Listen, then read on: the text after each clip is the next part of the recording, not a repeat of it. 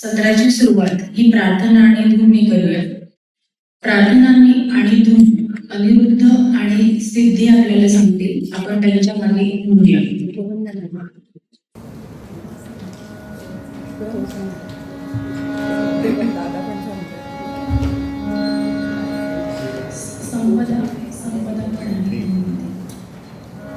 हरिओम. सर्वप्रथम आपण गीता प्रार्थनेने सत्राची सुरुवात करूया. ज्यांना माहीत आहे ते आमच्याबरोबर म्हणू शकता किंवा लिहू शकता.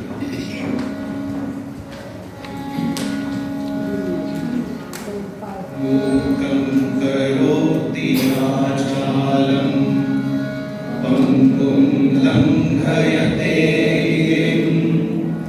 यत्कृपातमहं वन्दे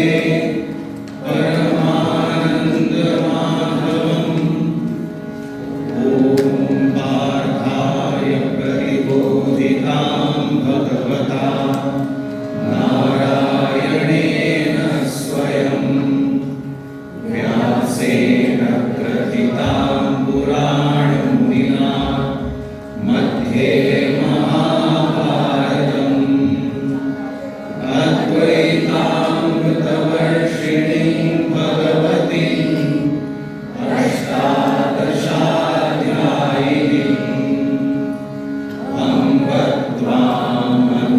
अनुसन्दधामि भगवद्गीते फलद्वेषिणीम्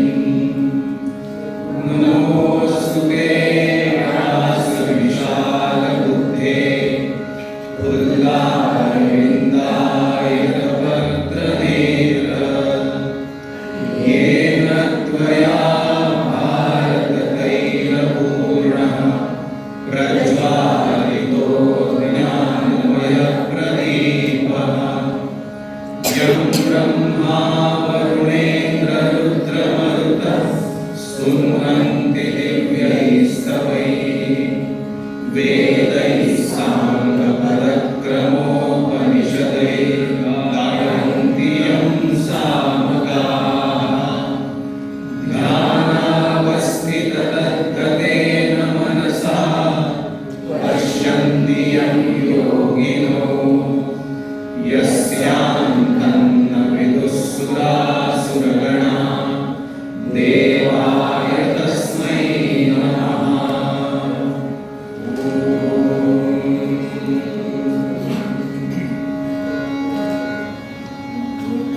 आता एक धून म्हणूया. आम्ही एक एक बोलतो आमच्या मागे.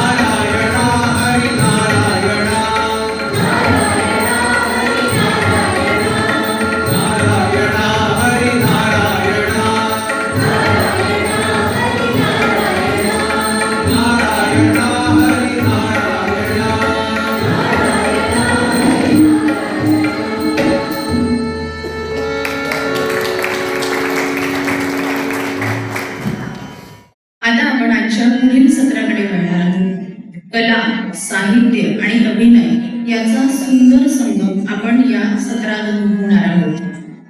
प्रत्येक लग्नात एक तरी असा माणूस असतो जो वरपक्षाचाही असतो आणि वधूपक्षाचाही असतो. स्वतःच्या कामापेक्षा त्याला दुसऱ्यांचंच काम करण्यात जास्त आनंद असतो. असा हा लग्नघरचा सर्वेसर्वा लोकप्रिय व्यक्तिरेखा आता आपल्या समोर रिया सादर करेल. मी इथे व्यक्ती आणि वल्ली या पु ल देशपांडे या कथाकथनातून मी नारायण हे सादर करते. नारायण हा एक सार्वजनिक नमुना आहे. हा नमुना प्रत्येक कुटुंबात असतो. कुठल्याही मंगल कार्याला स्वयंसेवकगिरी हा जन्मसिद्ध हक्क असलेला हा आपल्या कुठून ना कुठून तरी नातं लागणारं नातलं घरात कार निघाली की कसा वेळेवर टपकतो. ह्या दिवशी मंडळी बघायला म्हणून मुलगी बघायला म्हणून मंडळी येतात. मंडळी म्हणजे मुलाचे आईबाप, दूरचे काका. हे काका दूरचे वगैरे असून यावेळेस नेमकी कसे काय इतके जवळचे होतात हे मला न सुटलेलं कौटुंबिक कोड आहे. आणि एक नवरा मुलगा आणि मुलाचा एक मित्र. यात एक 8-9 वर्षाची एक जादा चुणचुणीत मुलगी असते. ती उगीच पिटपिट काय चालले वगैरे करत असते. एक पार्टीला मारा असं वाटत असतं. अय्या हुशाराने वगैरे म्हणावं लागतं, काय करणार.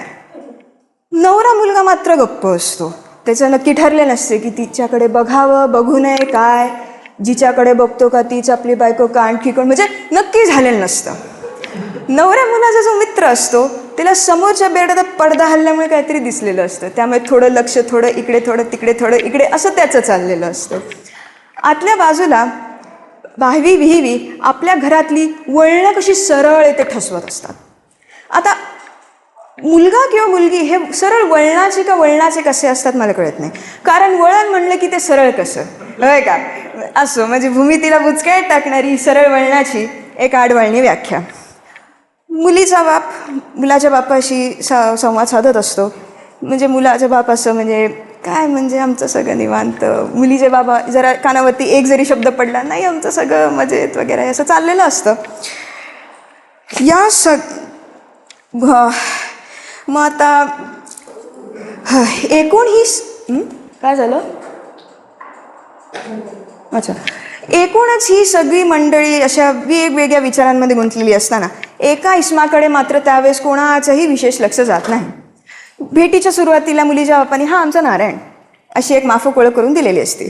आणि नारायण ही संस्था याहून अधिक महत्त्वाची आहे त्यावेळेस याहून अधिक महत्त्वाची आहे असंही नाही. नारायण ही काय वस्तू आहे हे मांडव उभारल्याशिवाय काही कळू शकत नाही. मग आता मुलगी पसंत झाली, मग हुंडा करणी मानपान वगैरे हे सगळं बचावेकीर केलं जमलं आणि मग मुहूर्ताची बोलणी सुरू होते. आणि नेमकं गाडं पंचांगावर अडतं. इथे नारायण पुढे सरसावतो. हे पंचांग, नारायणाच्या कोटाच्या खिशातनं पंचांग एकदम वाह. कृतज्ञ चेहऱ्याने वधूपिता नारायणाकडे पाहतो. इथून नारायणाची किंमत सगळ्यांना कळायला लागते. आतल्या बायका सुद्धा प्रसंगावधानी अहो नारायणाचं म्हणजे आमच्या अगदी बघा असं सुरू. पण नारायणाचं इथे कुठे आता लक्षच नसतं. इथून त्याची चक्र सुरू. एकदा मुहूर्त ठरला की लग्न लागून वरात निघेपर्यंत नारायणाशिवाय पान हलत नाही. अहो आता चारी बाजूने त्याच्या अंगावर जबाबदाऱ्या पडत असतात आणि नारायण त्यांना तोंड देत असतो प्रत्येक गोष्टीत. अहो नारायणाला घ्या हो बरोबर असं सगळीकडनं आग्रह चालू असतो. सुमारे 8-9 निरनिळ्या वयाच्या आणि आकाराच्या अशा बायकांना घेऊन नारायण खरेदीला निघतो. 7 पिशव्या त्याच्याच हातात असतात. एका बाईसोबत कापड खरेदी म्हणजे मनशांतीची कसोटी असते. पण नारायण 8-10 बायकांसोबत निर्धास्तपणाने वेगवेगळ्या दुकानांच्या पाऱ्यांची चढउतार अत्यंत उत्साहाने करू शकतो. एकाच्या अंगात खून चढतं ना खून, जसं नारायणाच्या अंगामध्ये लग्न चढतंय. काकू माझा ऐका, माहेश्वरी लुगड्यांचा स्टॉक ह्यांच्यापेक्षा द्रौपदी वस्त्र भंडारा चांगला आहे. इथे फक्त तुम्ही खंड निवडायचं बाकी काही नाही. अहो दुकानाच्या मालकासमोर अशी नावं फेकायची म्हणजे अचेत धैर्य त्याला.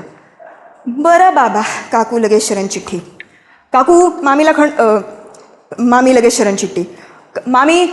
काकू मामीला खंड पाहू दे तोपर्यंत मनोहर शेटजींकडे आपण मंगळसूत्राची नोंदणी करून घेऊ. चला चला चला. अहो जावईबुवांच्या अंगठीचे मापही आणले. अंगठी मनोहर शेटकडे नको, रामलाल लखनमलकडे अंगठी. हां मी बोललोय त्याला, आज माप टाकलं पुढल्या सोमवारी अंगठी. सोनं पुढल्या 3 दिवसात वाढतंय हे देखील त्याला ठाऊक आहे. निमूटपणाने मग मामी आणि भाचीच्या लग्नासाठी आलेले बेळगावच्या आत्याबित्या सगळ्या त्या नारायणा मागून जायला लागतात. कुठल्या तरी एका गल्ली बोळातून मनोहर शेटजींकडे नारायण नेतो. पण अंगठीचं पण मी इथेच म्हणत होते अशी काहीतरी खुसबूज मामी प्रयत्न करतात करायची, पण नारायण ऐकत नाही. मी सांगतो ते काय नाही. हां मनोहर शेठ मंगळसूत्र गेला केव्हा येऊ? असे 4-5 दिवस, असे 4-5 दिवसात. असं अर्धवट नको, नक्की सारी सांगा, मला 4 फेऱ्या घालायला सवड नाही आहे. नारायण सोनार दादांना एकदम असं सणसणीत दम भरतो. एरवी त्याला कुत्र्याला देखील हाड म्हणायची ताकद नसते, पण आता अपील नाही, आता लग्न ते उभं राहिलं होतं आणि ते व्यवस्थित पार पाडणं हे त्याचं कर्तव्य आहे, त्याच्यावर जबाबदारी आहे. अहो गेले 4 दिवस त्याला आंघोळीला सवड झालेली नाही आहे. 4 तांबे अंगावर टाकून छटकतो एकदम. मग मंगळसूत्राची ऑर्डर देऊन झाल्यावरती मोर्चा परत कापड दुकानात. तिथे अजूनही मनासारखे खण सापडलेले नाही, पण नारायण डगमगत नाही. मी सांगतो ते. हां हे घ्या 25, हां यातले निवडा 8, हे 4 जरीचे, हा मुलीच्या सासूला होय. पण गर्भरेशमी काय करायचे थेरडीला गर्भरेशमी? सगळ्या बायका अगदी पुढं शत्रू पक्षातल्या पुढारीवाला थेरडी म्हणल्यावरती अगदी खुश. वा. इथून लग्नाची पूर्वतयारीला सुरुवात होते. मग इथून बाकी सगळी कामं जसं की आता कापड खरेदीपासून ते निमंत्रपत्रिका छापेपर्यंतची सगळी कामं सुटसुटीत पार पडतात आणि लग्न एकदाचं संपन्न होतं. आता रात्री 11 वारच्या सुमारास वरात निघते. नारायणाची मामे बहीण म्हणजे अर्थातच नवरी मुलगी नारायणाला वाकून नमस्कार करते. इथे मात्र गेले कित्येक दिवस इकडे धाव तिकडे धाव करणाऱ्या हनुमंतासारखा भीमरूपी महारुद्र झालेला नारायणाला च्या मनाला धैर्य येतं, त्याचं मन भरून येतं. मग वरात जाते. नारायण शेवटी मांडवातल्या एका कोपऱ्यातल्या कोचावरती अंगाची गुटमळी करून गाढ झोपतो. आता फक्त मांडवात एका कोचावर नारायण आणि पार 3ऱ्या टोकाला मांडवातले नोकर घोरत पडलेले असतात. बाकी सर्वत्र सामसूम असतं.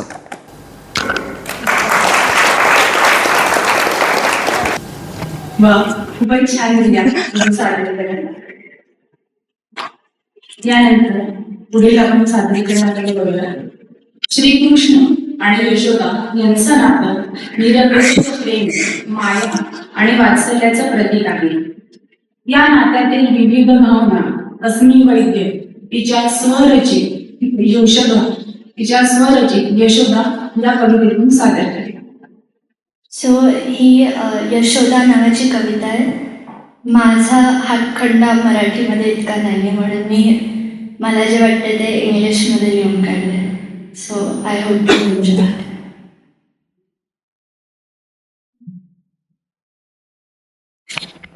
Yashoda. A tiny life landed in her arms. A tiny life landed in her arms. What is a mother to do? Blessed is her embrace with the little baby blue. What is joy? What is gloom to this bundle of joy? Bending her back for the little one's wheel, she's not exhausted yet, but to her, only pure bliss lies. In his well-being, she's liberated. In his joy lies her delight. Little footsteps around the home lights her heart bright. For his mischief, she punishes the little one out of innocent affection. For his mischief, she punishes the little one out of innocent affection. This mother is immersed all over in just his chains, just another side of the coin of devotion. His glory, greatness, power, grace, rubbish. These are just the town's silly rumors. His glory, greatness, power, strength, rubbish. These are just the town's silly rumors. The thought of her baby meeting the simplest menace has her in shivers. The demiurge takes birth here on earth. with mad mischief and a mystical heart. The demiurge takes birth here on earth with mad mischief and a mystical heart, with an enchanting laughter and a lethal wrath. With loveful eyes and lotus feet, with loveful eyes and lotus feet, to which all fall to a surrender or defeat. The demiurge takes birth here on earth to take refuge under just this woman. The demiurge takes birth here on earth to take refuge under just this woman. She only knows to caress him to her breast lovingly, and she knows not his divine human. Blessing this land, playing flute, drenching in love this divinity enwrapped. Blessing this land, playing flute, drenching in love this divinity enwrapped. Lifting mountains, talking back to the society scrap as advised diplomat. Dancing of moonlight, guarding his beloved, slaying demons through nasty traps. Only at dusk to fall asleep like a baby in his mother's lap. He has lanced way too deep into her. He has lanced way too deep into her, fully immersed in the sweet shades of the boy's childhood. She knows not his grace because she has graced herself in the same motherhood. Alas, Krishna is a sacred river. Alas, Krishna is a sacred river, flowing forward and never looking back. Krishna is a sacred river, flowing forward and never looking back. This tiny life that landed in her arms has his own timeless path. What is a mother to do? Her embrace feels numb. Her misery is true. Who shall she turn to? Her embrace feels numb. Her misery is true. Who shall she turn to? What will she do? Wild is her mettle to let him go. Wild is her mettle to let him go. A piece of her life, a part of her whole. Never to cross paths again, she knows. A piece of her life, a part of her whole, never to cross paths, she knows. Yashoda, this mother, stays back at home. Yashoda, this mother stays back at home in her mindless, boundless heart of love. Only Kanha echoes. Only Kanha echoes. कालपासून आम्ही तुझ्या व्यक्तिमत्वाचे वेगवेगळे पैलू वाटत सूत्रसंचालन गाणं आणि आता कविता. शब्दांची ताकद अशीच असते. कधी ती मनाला अलगद स्पर्श करून जाते, तर कधी चेहऱ्यावर निरागस हास्य फुलवते. अशाच निरागस विनोदाने आपल्या सगळ्यांच्या मनात कायमच स्थान मिळवलेले व्यक्तिमत्व म्हणजे पु ल देशपांडे. त्यांच्या सखाराम गटने या व्यक्तिरेखेचं अभिवाचन आता रुची सादर करेल आपल्याजवळ. रुचिर दीक्षित आणि पु ल देशपांडेंची एक वल्ली सखाराम गटने याच्यातला काही भाग मी सादर करण्याचा प्रयत्न करतो. सर, हे पेढे. सखाराम गटने माझ्या हातात एक पुढे ठेवले. कसले रे? प्राज्ञ परीक्षेत पास झालो. छान. किती % मार्क मिळाले? अजून गुणांची टक्केवारी कळाली नाही, पण कळाल्यावर सांगेन. निदान 65% तरी मिळावेत. सखाराम गटने प्राज्ञ मराठी बोलतो. त्याचे प्रथम दर्शन झाले ते देखील त्याच भावात. वास्तविक हा मुलगा माझा कोणीही नाही. माझ्या एका व्याख्यानानंतर याची आणि माझी ओळख झाली. हा त्यावेळी मॅट्रिकच्या वर्गात होता. हा मुलगा त्या हॉलच्या दारात उभा होता आणि मी हारतुरे घेऊन बाहेर आलो. त्याच्यावर नजर गेली. त्याने अत्यंत आदराने मला नमस्कार केला. स्वाक्षरी. आपली वही पुढे करत तो म्हणाला, छे मी स्वाक्षरी बिक्षरी देत नाही, मी उगाच डाफरलो. जशी आपली इच्छा. त्याने दोन्ही हात जोडून मला अगदी नमस्कार केला, देवाला नमस्कार करतो तसा. सखाराम गटणे कोपऱ्यात उभा होता. तेवढ्यात संस्थेचे चिटणीस एक मोठे रजिस्टर घेऊन माझ्या पुढे आले. संस्थेला भेट देणाऱ्या सर्व थोरा मोठ्यांच्या ह्यात आम्ही सह्या घेतो. पुण्यातल्या पुण्यात असून आपली भेटण्याचा योग हा आजच येतोय. मी ते रजिस्टर चालू लागलो, पण खिडकी बाहेर आपली वही घेऊन उभा असलेला सखाराम गटणे मला उगाच अस्वस्थ करत होता. अगदी अनिमिष दृष्टीने तो आत पाहत होता. त्या इमारतीच्या लांब लचक वरांड्यात एका कोपऱ्यात उभा असलेला तो 4.5 फूट उंचीचा जीव एखादी केरसुणी ठेवावी तसा राहिला होता. त्या मुलाकडे आता पाहायचं नाही असे 10-12 वेळा ठरवले, पण दृष्टीसारखी तिथेच वळत होती. काही वेळाने त्या मुलाचे तिथे ते असे उभे राहणे मला असह्य झाले आणि मी चिटणीसांना त्याला आत बोलवून घ्यायला सांगितलं. कुणाला? सख्याला? चिटणीस आश्चर्याने म्हणाले. मला त्याचं नाव ठाऊक नाही हो, पण तो तिथे उभा आहे ना तो. अहो सख्याच तो. अरे ए गटण्या. इतक्या लांबून देखील सखाराम गटण्याचे दचकणे मला दिसू शकले, इतक्या जोरात तो दचकला. काय नाव तुझा बाळ? मी आवाजात जमेल तितका मऊपणा आणत विचारलं. सखाराम अप्पाजी गटणे. अक्षर झकास आहे बरं का याचं. आमच्या व्याख्यानमालेच्या जाहिराती बोर्ड हाच लिहितो. वडिलांचं साईनबोर्ड पेंटरचं दुकान आहे ना अप्पा बळवंत चौकात.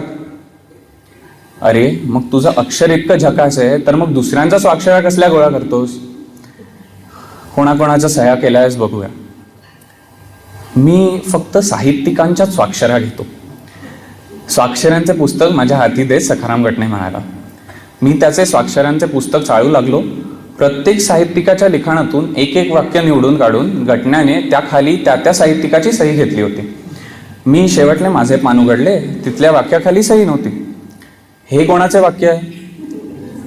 आपलेच आहे, आपल्याच एका नाटकातले. सखाराम गटणे आदरपूर्वक म्हणाला. संदर्भ सोडून काढलेले ते माझे वाक्य वाचताना माझी मलाच दया आली. हे वाक्य का निवडलंस तू बाळ? हे वाक्य मला आपलं जीवन विषयक सूत्र वाटतं. बापरे, मी मनात म्हणालो, तर 4-4.5 फुटी उंचीचा दीन दुबळ्या देहातून जीवन विषयक सूत्र वगैरे शब्दांची अपेक्षा नव्हती. मी सखारामच्या चेहऱ्याकडे पाहत राहिलो. कार्यकारी मंडळात एका म्हाताऱ्या सभासदावर गटण्याच्या त्या जीवन विषयक सूत्र या शब्दामुळे काहीतरी परिणाम झाला असावा. त्यांनी गटण्याला खुर्चीवर बसायला सांगितलं.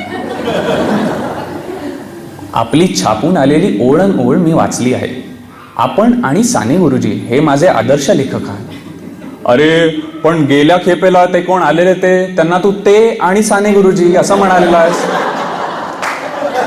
सेक्रेटरी या मनुष्य विशेषाला पोच असता कामा नये असा अलिखित दंडक असावा. सेक्रेटरीच्या बोलण्याने सखाराम हिरमुसला. मी विषय बदलण्याच्या दृष्टीने त्याला विचारलो, काय शिकतोस? यंदा SSC ला बसणार आहे. आपण स्वाक्षरी दिली तर मी आजन्म उपकृत होईन. सखाराम गटण्याच्या तोंडून हे वाक्य ऐकताना त्याच्या तोंडात दातांऐवजी छापकामाचे खिळे बसवलेत असे वाटले. हा मुलगा विलक्षण छापील बोलतो, पण भाषेचा तो छापीलपणा कमालीचा खरा वाटतो. मी त्याची ती वही उघडून माझ्या जीवन विषयक सूत्राखाली निमूटपणे सही केली. या घटनेला आता खूप वर्ष झाली. मग त्यानंतर सखाराम गटणे माझ्या घरी येऊ लागला. प्रथम आला तो दसऱ्याच्या दिवशी सोने वाटायला. त्याने अत्यंत आदराने मला असा हात लावून पायाला हात लावून नमस्कार केला. दसऱ्याचे सोने दिले. आपण मला कदाचित ओळखलं नसावं. वा ओळखलं की, मागे एकदा व्याख्यानाला होता तुम्ही. हे सूर्यानं काजव्याचे स्मरण ठेवल्यासारखे. गटण्याने सरावाप्रमाणे एक लेखी वाक्य टाकलं. आता या मुलाला काय करावं ते कळेना. मला आपल्याला काही प्रश्न विचारायचे आहेत. आपण पुन्हा केव्हा तरी भेटूया, चालेल? केव्हा येऊ? आपल्या प्रतिभा साधनेच्या वेळा सोडून कोणत्याही वेळा सांगेल. मला त्याला ओरडून सांगावंसं वाटलं, अरे मुला माणसासारखा बोल की रे. प्रतिभा साधनेची कसली डोम्याची वेळ? तुझ्या जिभेला हे छापील वळण कुठल्या गाढवानं लावलं. पण यातलं मी काही बोललो नाही.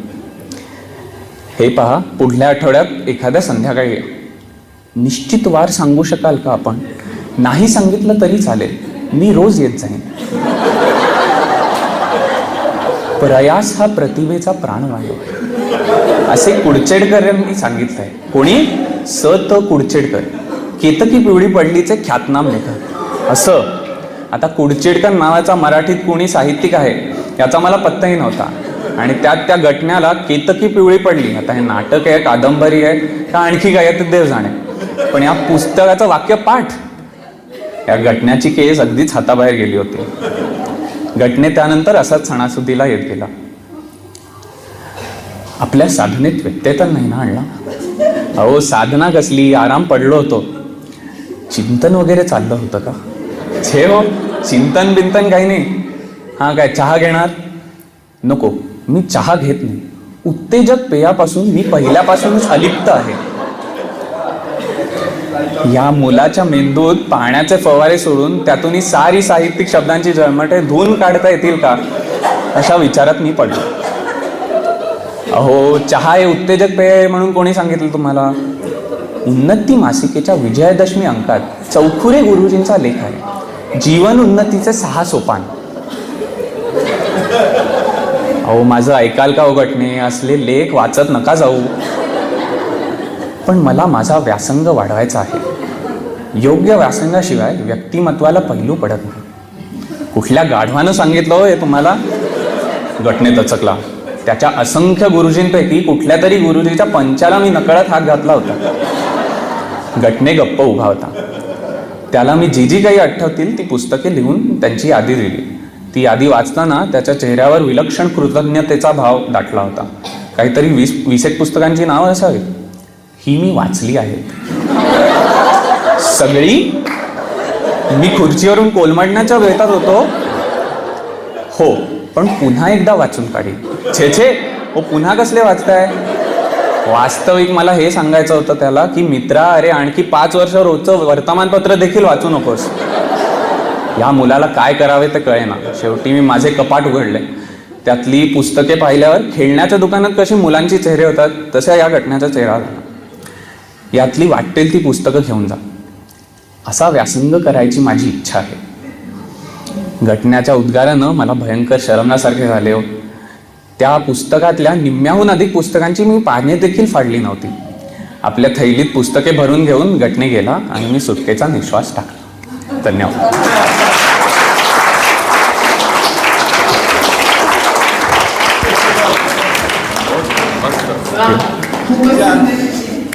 थँक्यू.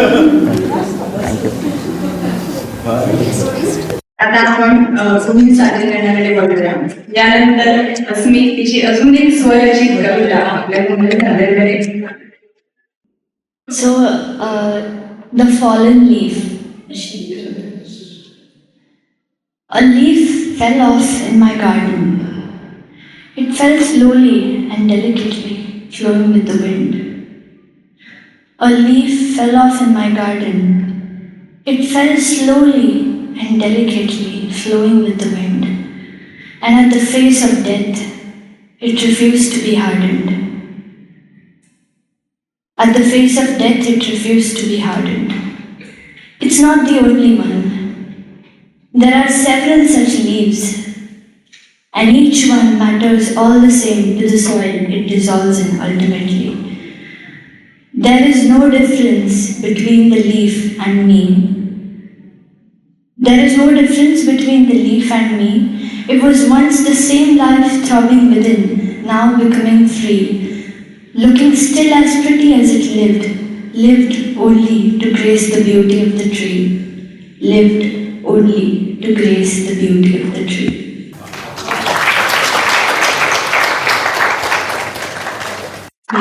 धन्यवाद. अस्मित. गळून पडलेल्या पानातून जीवनाचा सुंदर अर्थ अतिशय संवेदनशीलपणे अस्मित आपल्यासाठी मांडला.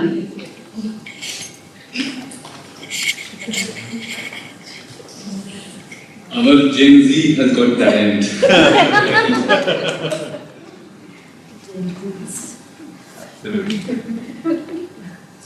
काव्यशास्त्र विनोदेन कालो गच्छति धीमतां असं वाक्य आपण रंगमंचावर वाचतो. बुद्धिमान लोकांचं आयुष्य हे या 3 गोष्टींमध्ये जातं असं म्हटलं जातं. आणि त्याच्यामुळे ही गोष्ट अशा प्रकारच्या उपासना संमेलनामध्ये का ठेवली असा प्रश्न कदाचित पडला असेल सुरुवातीला. म्हणजे नारायण हरी नारायण एकदम वेगळाच नारायण.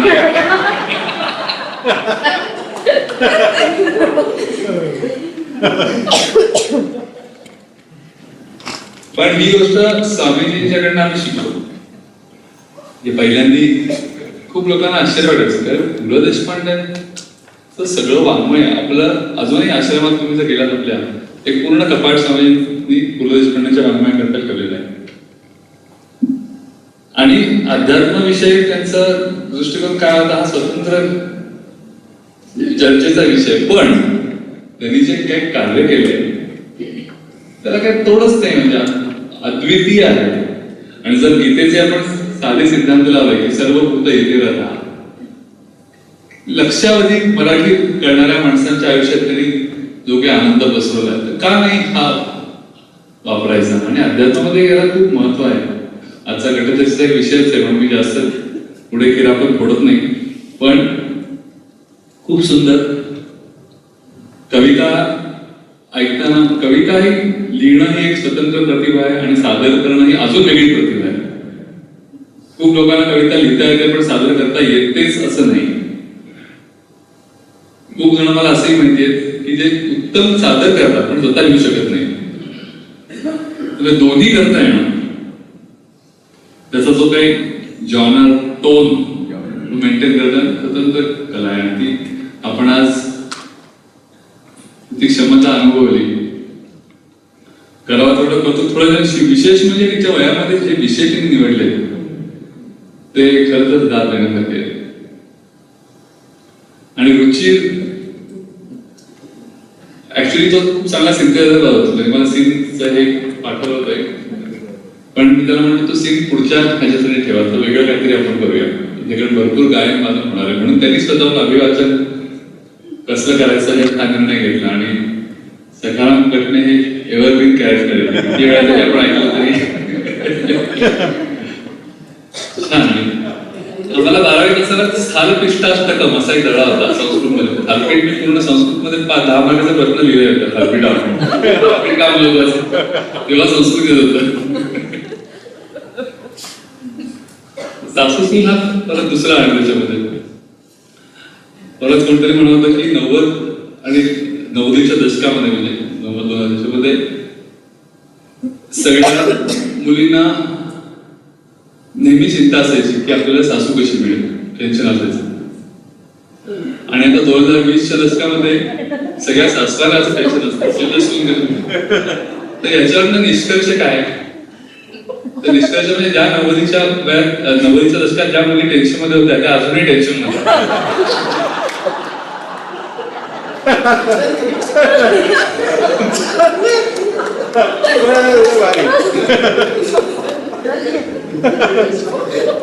Just reading that.